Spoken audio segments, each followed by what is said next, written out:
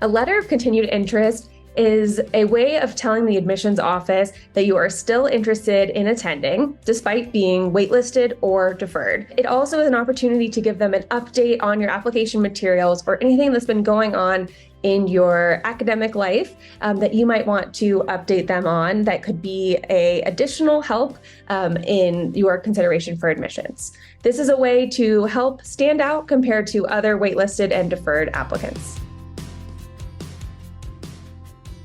A letter of continued interest is something that you could send to any school that you are waitlisted or deferred for. So it's a way of just saying, hey, I am still really interested in attending, and I'd love to share a little bit of an update on what has been going on with me since I have applied.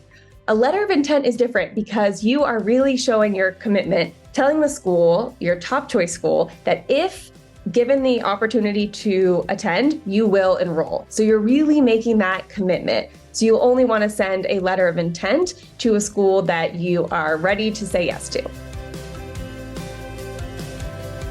So in your letter of continued interest, you want to start by expressing gratitude for consideration. Thank you for considering me and my application to X college or university.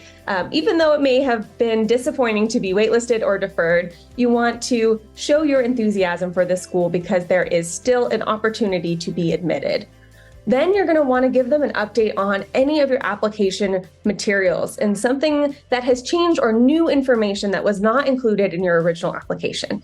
This could be something like a new award, new test scores, an update on extracurricular activities, new projects that you joined. It could also be an opportunity to address any small challenge that you may have had in your application that you've since been able to address. Maybe you retook a class that you didn't have a good exam on. And then you'll want to express your eagerness to attend and show them that you are very willing to attend, you're suitable, and that this is a school that you're really excited to attend if given the opportunity.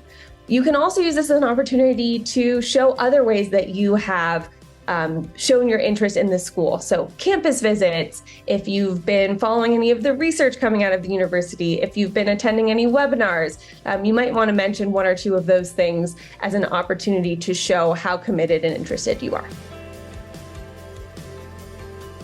So you'll want your letter to be very formal. Just like all the other application materials that you've put together, you want to put your best foot forward. So you'd start by including a greeting that addresses the admissions committee member.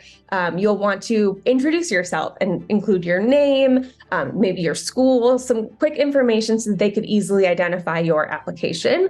And then, as we mentioned previously, thanking them for their continued consideration. If you are on a waitlist or deferred list, you are still being considered. You're still on a list of students that, if other students decline admission to the school, if additional spots become available, they will be looking at that list. So you should definitely consider yourself under consideration. Then you'll want to include a couple of body paragraphs to provide any of the updates that you have since your application. You want to make sure that this is new information. So don't repeat things that they already know. They already have your application and they already had all of the qualifications that you included. So this is an opportunity to show anything additional that you've been doing in your senior year. And then you want a very short conclusion that just reiterates your enthusiasm to attend this school. So thank you so much for the consideration. It would be a dream to attend X college or university. I would be super excited if given the opportunity to be admitted. And then say thank you and include your name.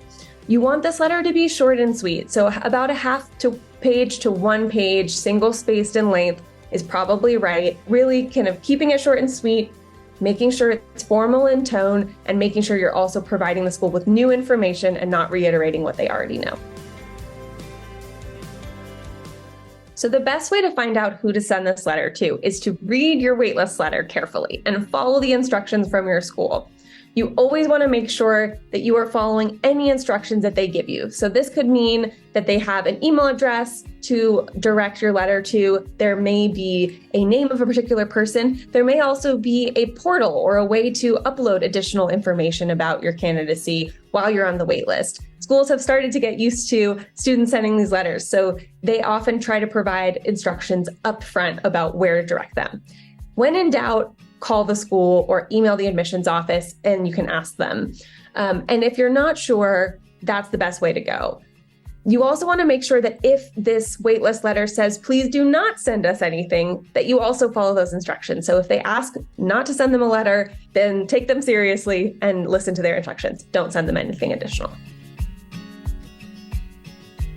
Students should send their letter pretty soon after they receive their waitlist or deferral notice. This is an opportunity to help make yourself stand out from some of the other candidates who are also on the waitlist or who have been deferred. And so being prompt shows your eagerness to attend, shows your commitment, and shows that you're someone who responds to things in a timely manner. And that is a great characteristic to add to your incredible list of accomplishments. So students will want to follow the instructions that are given by the school. And if they're not sure about those instructions, they should ask. Admissions committees and offices are very eager to answer your questions. So do not feel at all shy about reaching out via an email or a phone call. It's also a really nice way to make a connection with someone who's working in the admissions office. And so just letting them know that you're really excited to attend, you'd love to share some additional information about your candidacy, and you're wondering where you can direct that letter. You don't necessarily need to use the words continued interest or letter of intent. You just want to let them know that you want to provide them an update on some of the accomplishments that you've had since you applied, and that you're really excited to attend the school and you'd love to be considered off the wait list. That's really what you're asking, and schools will be happy to give you that information. Students should not send a letter of continued interest if there's really no update that you have on your application materials.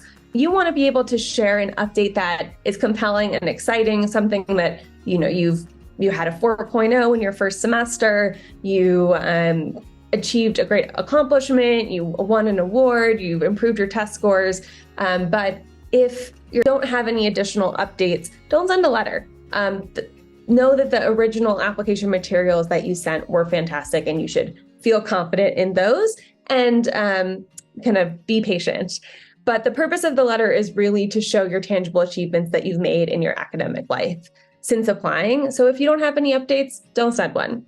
And then finally, as I've mentioned previously, if colleges tell you not to send something, please don't send them an additional letter. Universities can be a little bit frustrated when students don't follow their instructions, and they do try to be really clear across all of their websites, their blogs, their application materials about what they do and don't want. So make sure to follow their instructions. If they say that they would not read or consider any additional information, don't send them a letter. And if you do decide to send them a letter to a school that allows it, make sure it's short and sweet. Make a good use of their time, because everyone who is working on admissions committee is very busy this time of year. And so you want to keep it very short and sweet and to the point.